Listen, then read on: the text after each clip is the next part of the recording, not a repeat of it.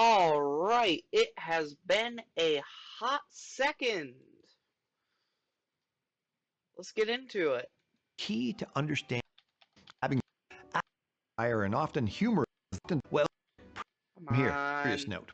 When Bible critics offered an islander was the well delivered God, island is why do they do this upcoming the next up bullshit?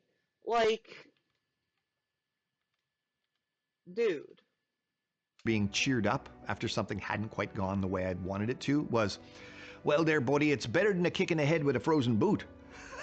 How can anyone saying What the often that fuck? many of them have?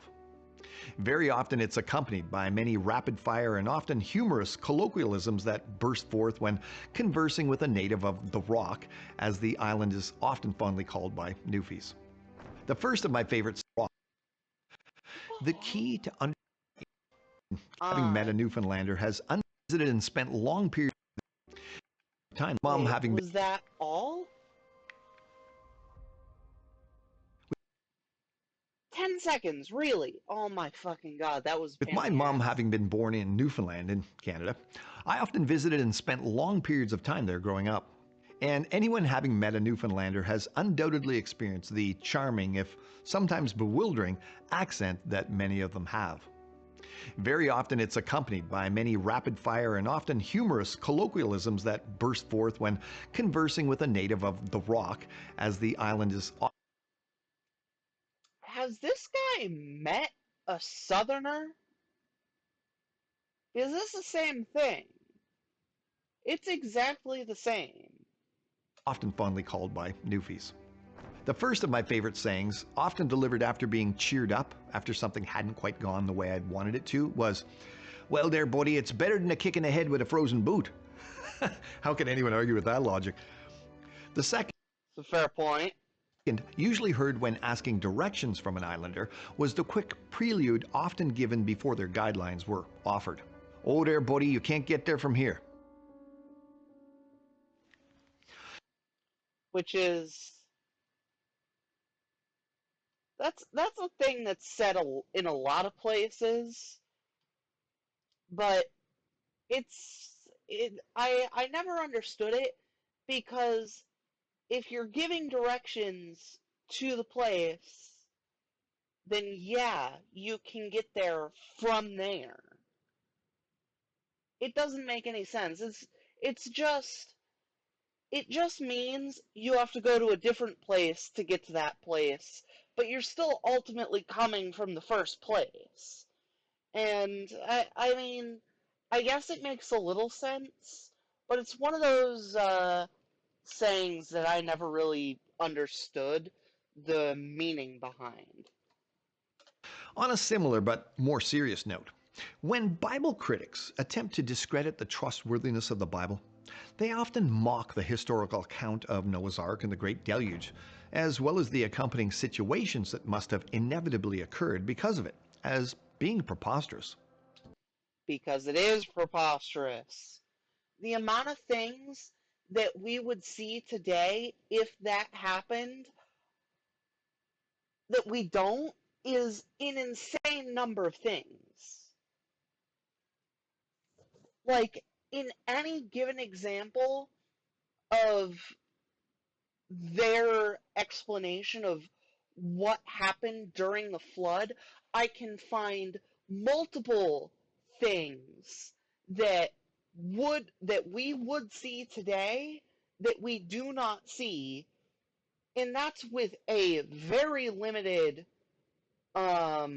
understanding of just a couple of fields of science. Someone who's an actual science educator would be able to find dozens of like things, dozens of telltale signs of what we should see if this monumental flood actually happened. But we don't see all these things that would be there if the flood actually happened. The flood just didn't happen. That's why we don't see all these things. And one of those situations is the fact that as animals left the ark after the flood was over, they would have needed to travel all over the world, which would be practically impossible today. Are we biblical creationists really saying that kangaroos on the mountains of Ararat somehow hopped all the way to Canberra in Australia? Are we somehow inferring that the koalas also accompanied them, or that other endemic species such as the ring-tailed lemurs? This isn't an actual sticking point. There are many other sticking points that cannot be easily explained away. You can easily explain this away by saying, oh, well, he just sailed around the world and placed them in their given spots. I can think of a couple counter arguments to that, but, like, that's a rabbit hole I'm not going to go down unless he does. Leapt their way to Madagascar? Did they climb over hill and dale, swim the seven seas, and navigate nature to places only they could be nurtured? The skeptic, like my Newfie neighbors, would claim they couldn't get there from here. We know God's word is true, and it's his testament to mankind. And the book of Genesis reveals We don't know that the Bible is true. You have to actually fucking prove that first, dude.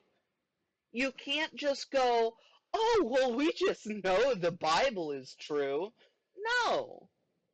The only thing that says the Bible is true is the Bible. And that's the most circular of circular reasoning ever.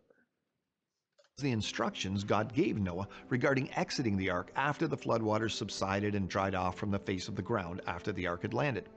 God asked Noah to get his family and every living creature out of the ark, birds and animals and every creeping thing that creeps on the earth, that they may swarm on the earth and be fruitful and multiply on the earth.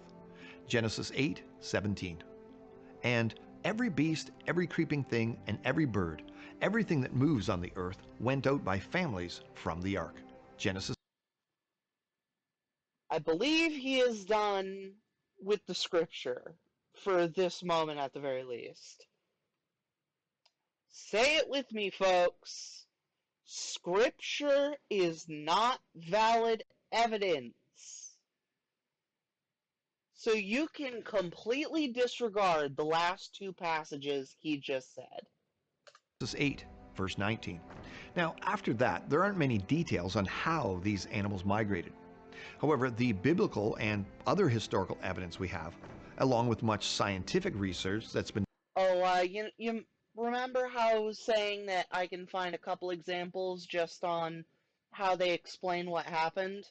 We would also see fossils of literally all of these creatures in that one place.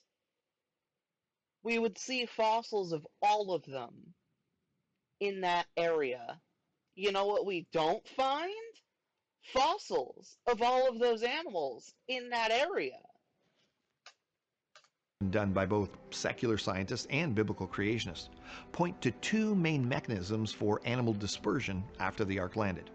One would be post-flood environmental conditions, and two would be human behavior. First of all, while it's true that major bodies of water separate continents from one another today, even secular scientists agree that at one time the oceans were much lower in the past during the height of the Ice Age. Of course, some evolutionists believe in many ice ages, while creationists typically believe in one that was triggered after the flood. Because of the extensiveness of the glacial ice sheets on the Earth at that time, there must have been Just making sure there's not 30 seconds uninterrupted. a massive amount of water removed from Earth's oceans through precipitation to provide for it, which would have lowered sea levels dramatically. A simple Google image search with a mix Oh yeah, it lowered sea levels and then somehow rose above every fucking landmass. That's not how water works, dude. Where is all of this water coming from, dude? Where is it coming from?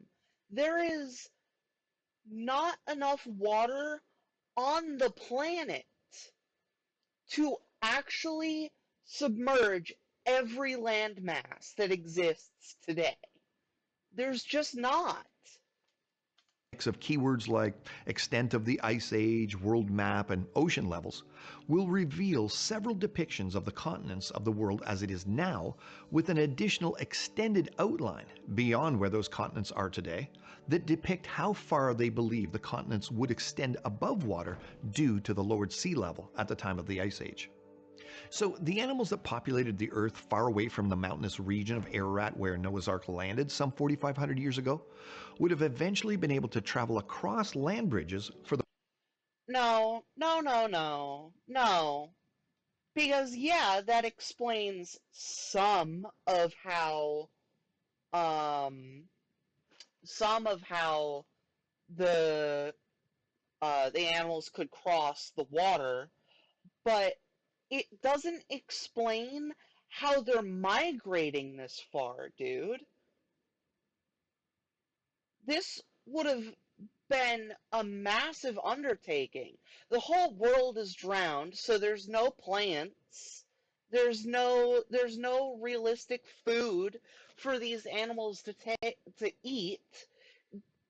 Logistics in war is a super, super important part of war. Logistics are massively important, and that's because it's a bunch of people traveling really, really far. Where is the food coming from?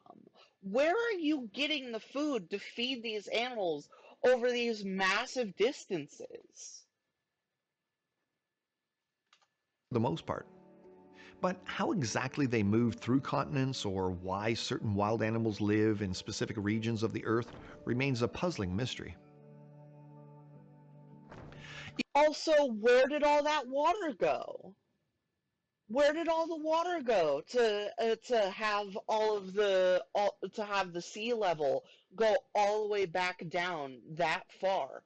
Where did all the water go? Because we'd be able to see where that water is if it were there. And you guys like to go on and on and on about the laws of matter.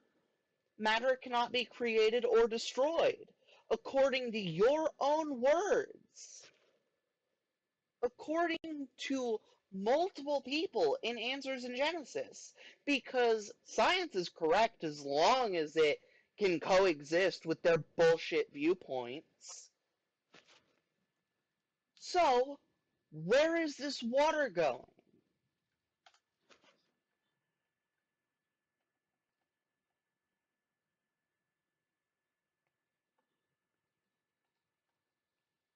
Yeah, because it's such a vast distance, dude.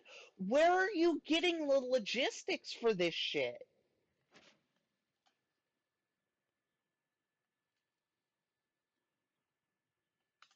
And once again, we'd see geological evidence of this.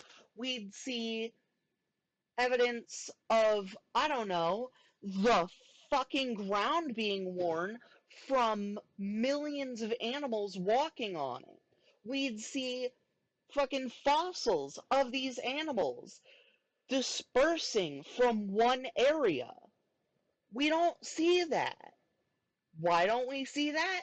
Because you're full of bullshit.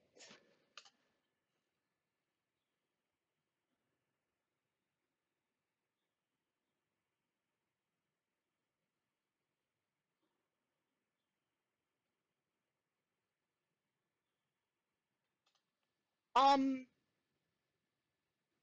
did you just say a gazelle is clumsy? I don't know if anybody else has seen videos of gazelles, but they're fucking graceful, dude.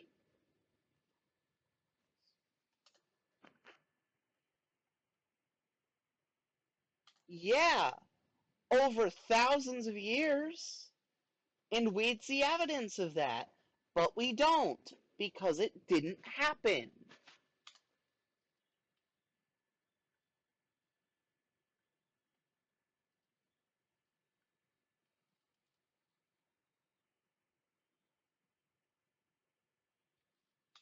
Yeah, because when you introduce random creatures from other environments into a different one, typically that's what makes an invasive species, because they have no known predators in that area. So they multiply and multiply and multiply because they go uncontested.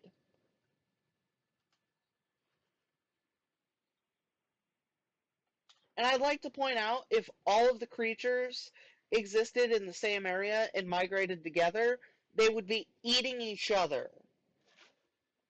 Because they would because both prey and the predators who eat that specific prey would be traveling to the same place. Do you really think that they wouldn't eat each other by the time they got there?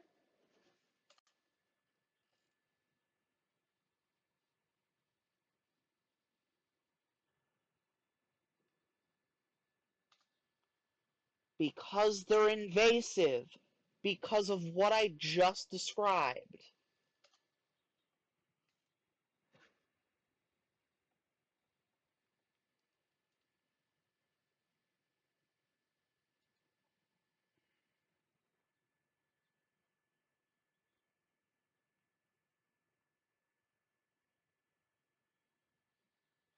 Yeah, 5 to 50 kilometers per year. What is the circumference of the Earth? So right, assuming that they had absolutely no predators, assuming that all of them reproduced at the same rate of these frogs, it would still take 500 years for all of these animals to disperse across the globe, right? That's not even mentioning that animals would have to get specific animals would have to get to Antarctica, which I know for a fact. Actually, you know what? Let me before I say that, land bridge map.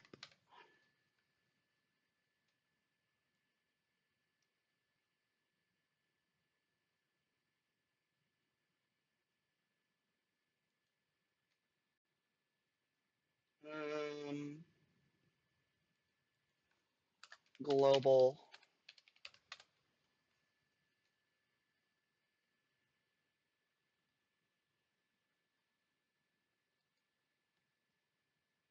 That's not global. That's also not global. What the fuck? Okay, it's only popping up. Okay. Let's say ice age tide level.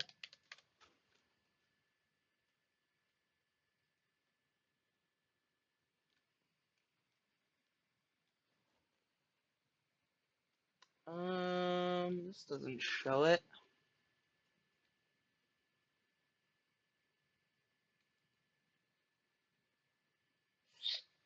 Come on. This show it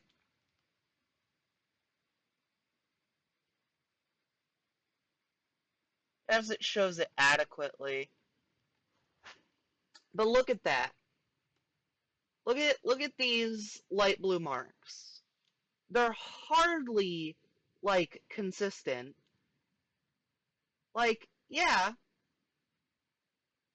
some of them connect different continents together, but I don't see anything like that is a solid bridge to Antarctica. So how did those ones get there? How did those animals get there?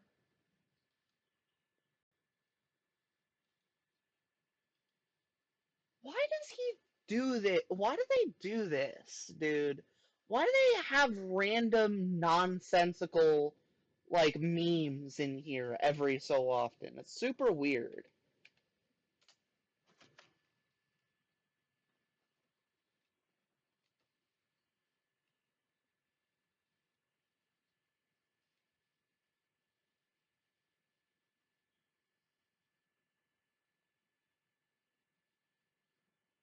Eh, no, fuck off.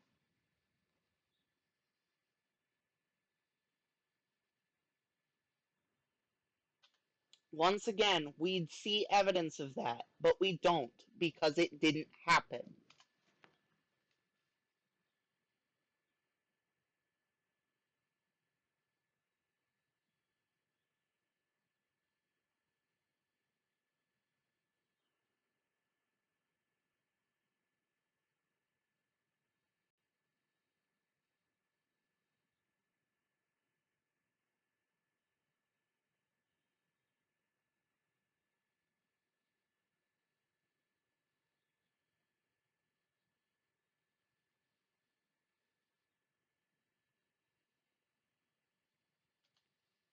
Yeah,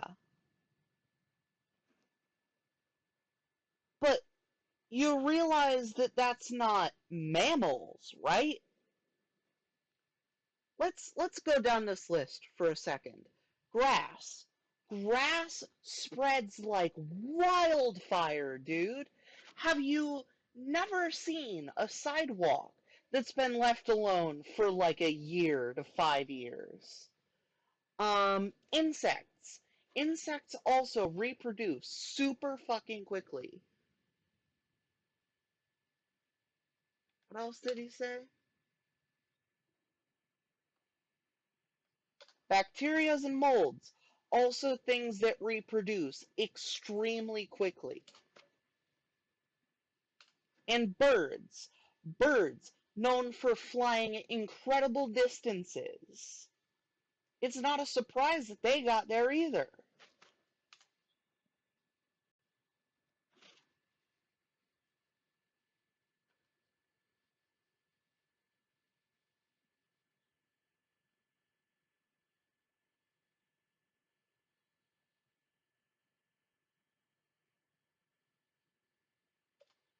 Wait. Hundreds of species? Do you understand how many species exist on this planet? Millions, possibly even billions. It's not a stretch of logic for a couple hundred species to reach this island. In fact, there might have been a couple hundred species that just powered through the eruption. Like those grasses? Those grasses, the seeds were probably buried and survived, and eventually, when the eruption stopped, they grew. I'd be willing to bet that more than 200 species of,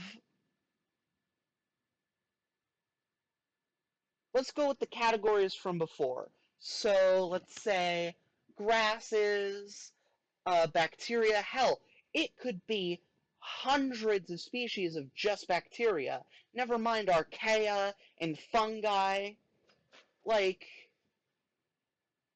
it's so many, dude. It's not a stretch to think that hundreds of species would have just existed on the island through the eruption.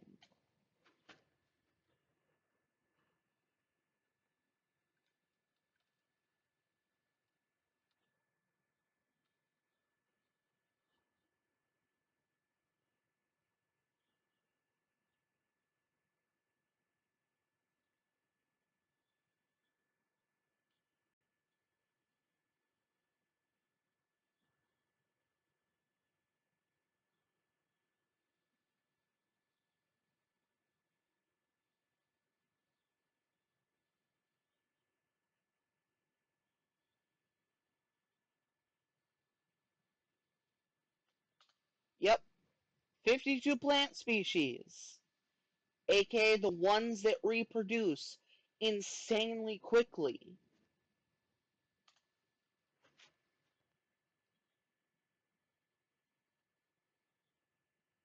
Funny how he's only mentioning species that are either invasive with no known predators or reproduce remarkably fast. Nowhere has he given examples of any sort of mammals. You notice that? Because I did. It's because he's being intellectually dishonest. Or he's just a dumbass.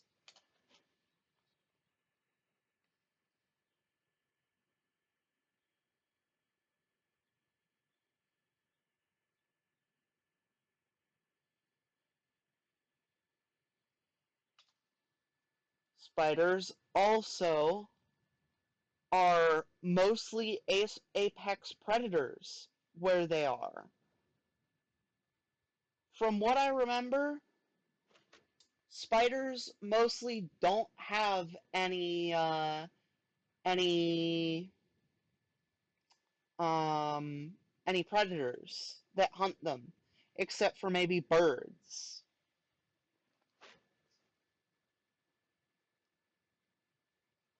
And that's one really niche mechanism for getting to places that you mentioned. It's hardly indicative of every species on the planet.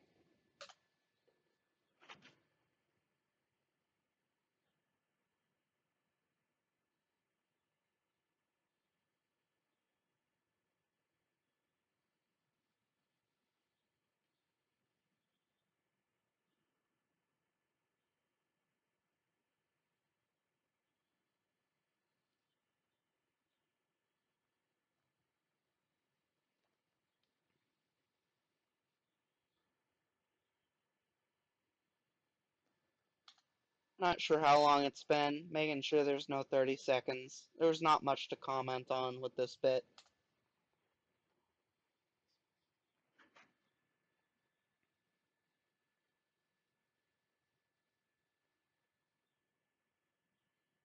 Oh, also on the tortoises thing, that's one, once again, really niche example of what can happen, but not what's likely to happen for every species on the planet.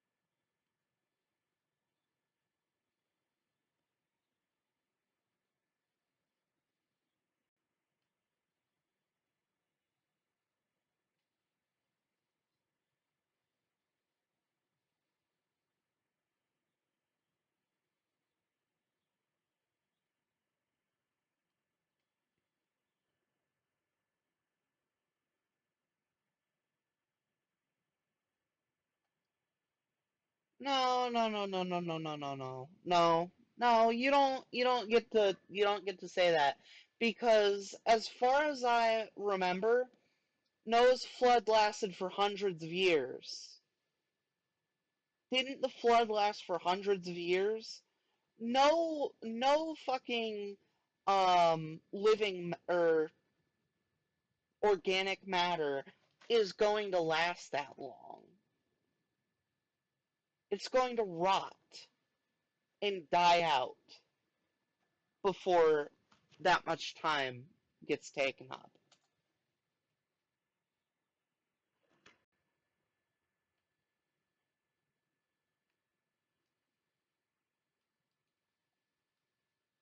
Okay, that bit was also really stupid because that's in like a lake. I can't imagine it goes farther out than coastal waters. Like that's just not something like yeah, there's the garbage like islands in the ocean now, but that's of things that like are like mostly non-decompositional. I'm not even sure if that's a word, but it works. Um like that's things that don't decompose. Like things being on the water, it wouldn't be across the entire ocean, dude. Like, yeah, it could help them traverse minor wetlands, but it wouldn't be able to help them traverse oceans.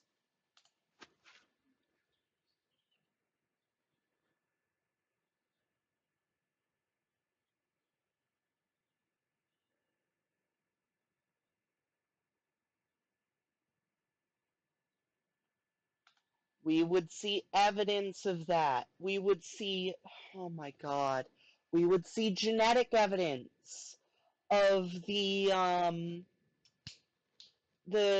genetic similarities between animals across the globe. We would see genetic similarities of species only a few hundred generations before, actually maybe a few thousand, but only a few, like,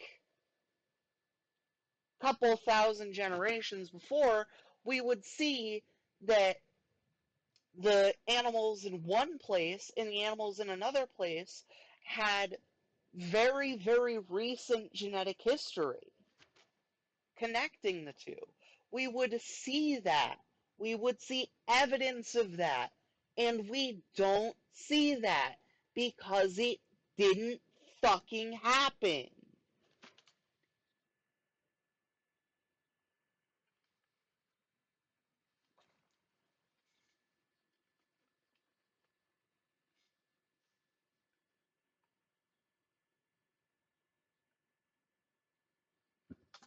There are no travel opportunities. Not ones to get to places like Antarctica, which have no way for them to get there. There's no travel opportunities that we wouldn't see evidence of it happening either. So maybe you should get some new fucking evidence, dude.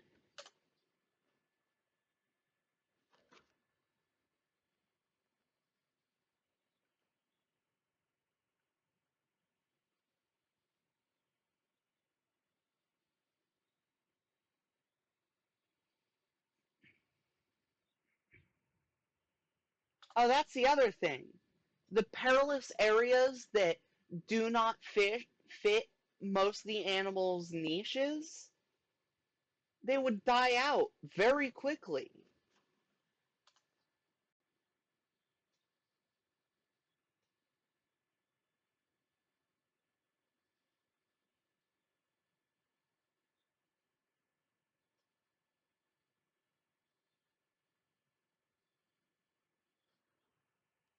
I'm I'm too done with this video to go and research that.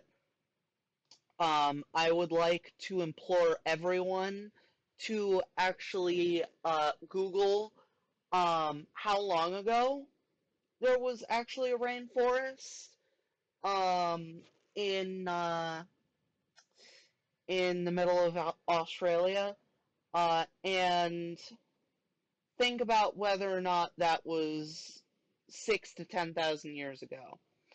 If it was not, then that's not evidence for anything for him because he thinks the world is only 6 to 10,000 years old.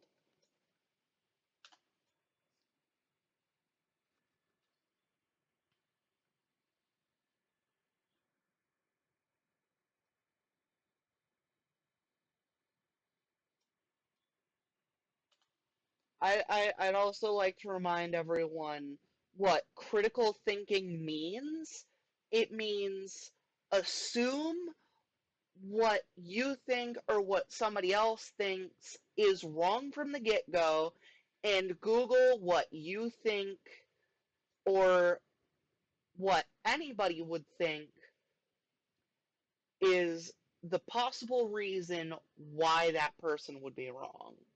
If you Google and try to figure out what ways that person could be wrong, then you'll likely stumble upon why that person is wrong if they are. Want to remind you of that because that's what you should be practicing whenever you listen to this dude speak. He has lied and manipulated and just weaseled his way through every single video I've seen him in. So I want to remind you all, make sure to use critical thinking and make sure to prove him wrong. Start with the mindset of proving him wrong. If you don't manage to come up with anything that could prove him wrong, ask somebody else. Ask somebody else who doesn't share your bias. And I don't mean that in a derogative way. Everybody has bias, right? Everybody has bias. You have to think outside of your bias. Sometimes that's hard. Get somebody who doesn't have your bias. Everyone has one. Get somebody with a different bias that is something that is not to do with this guy and his religion. Get somebody like that. Ask them politely to think of ways he could be wrong, and you'll find out very quickly that this guy could be wrong and that he is.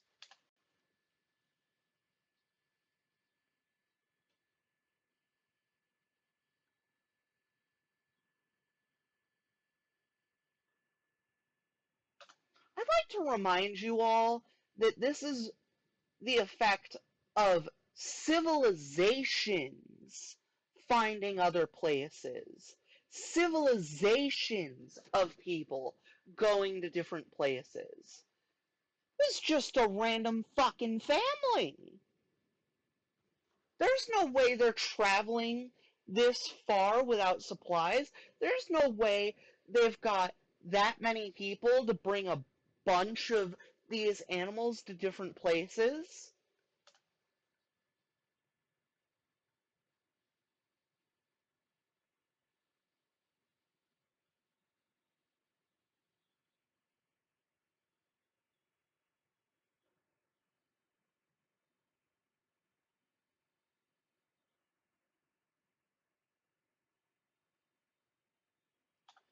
Once again, once again, this would take a monumental amount of time, and we'd see evidence of it.